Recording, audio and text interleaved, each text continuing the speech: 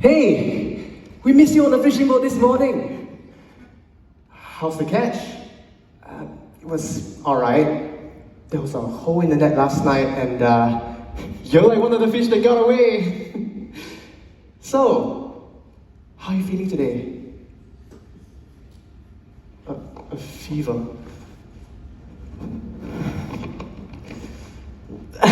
So, let me tell you what happened on my way back this morning.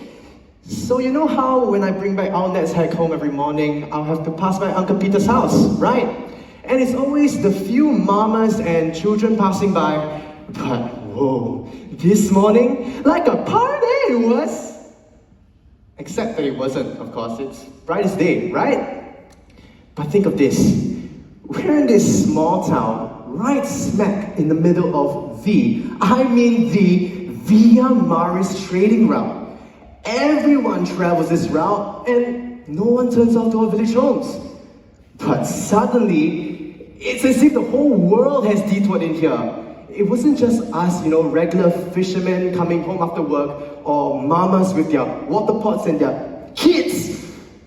But there were these alien traders, in codes from far away, Damascus and Egypt, right at our doorstep. Someone even parked a camel across Uncle Peter's front door. But that's not all. I saw these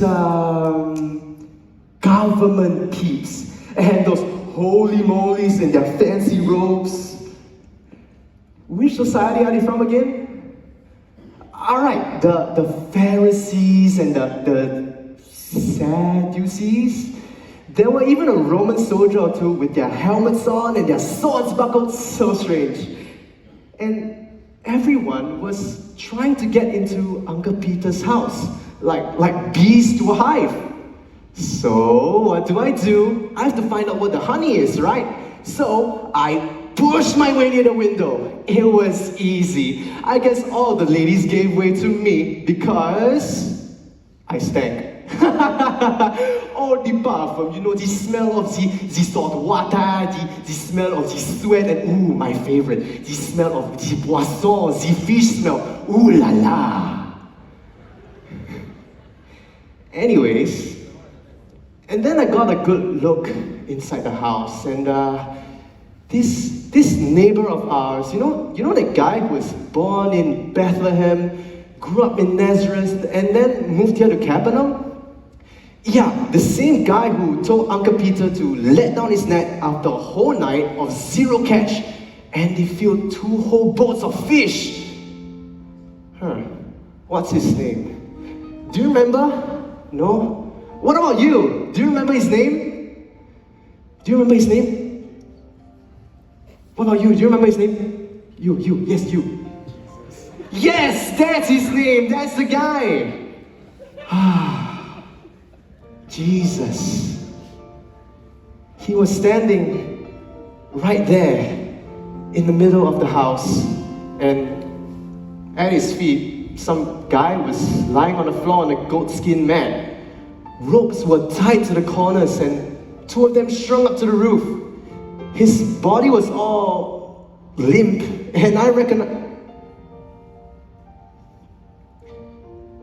recognized that he was paralyzed because he didn't move an inch.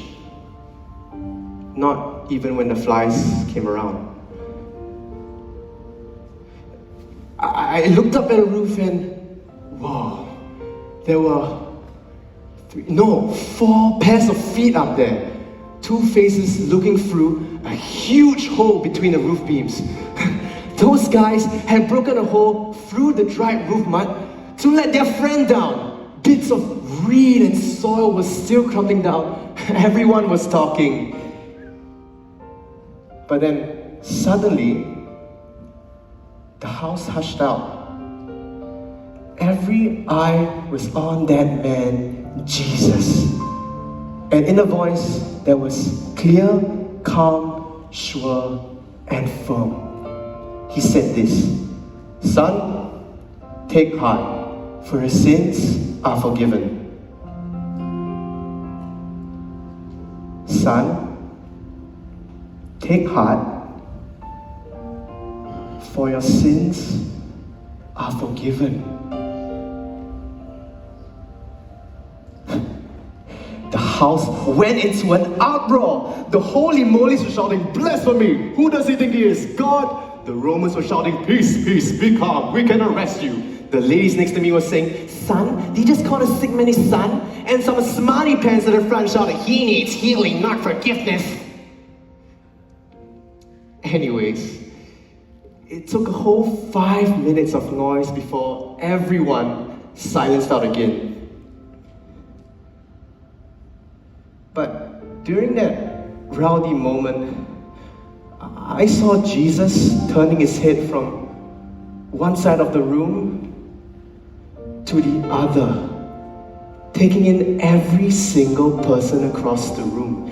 And then suddenly, he was looking at me. For a split second, it was indescribable. I know he saw me. I felt it. Hey, do you remember when we were young, how we dared each other to, steal apples from the fruit cellar for fun? And no one caught us. And how stupid I felt when I dropped out of school because, Dad needed me to work. And remember how I told you that I cut a hole in that rotten neighbor's fishing net and he couldn't make his catch for 2 whole weeks? They hauled him off the court because he owed Texas. Oh, how I hated his guts!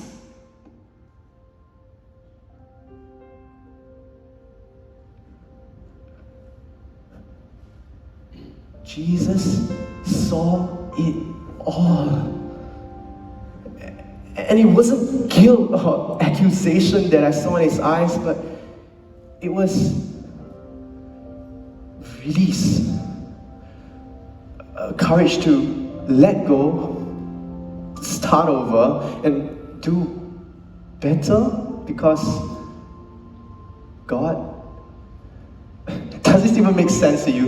It's as if his words, "Son, your sins are forgiven," were meant for me. Just for me. And then Jesus said to the room, which is easier to say, your sins are forgiven or stand up and walk? Hey, if I said stand up and walk, the guy would still be lying there. And if I said your sins are forgiven, who am I to forgive sins? And then Jesus said to this man, rise, take your mat and go home. Guess what? The guy got up, took his mat and walked out, just like that. Look, little brother, I need to take you to this man, Jesus. Let me get your walking sticks and the wheelbarrow for you to sit in. We'll find him while he is near.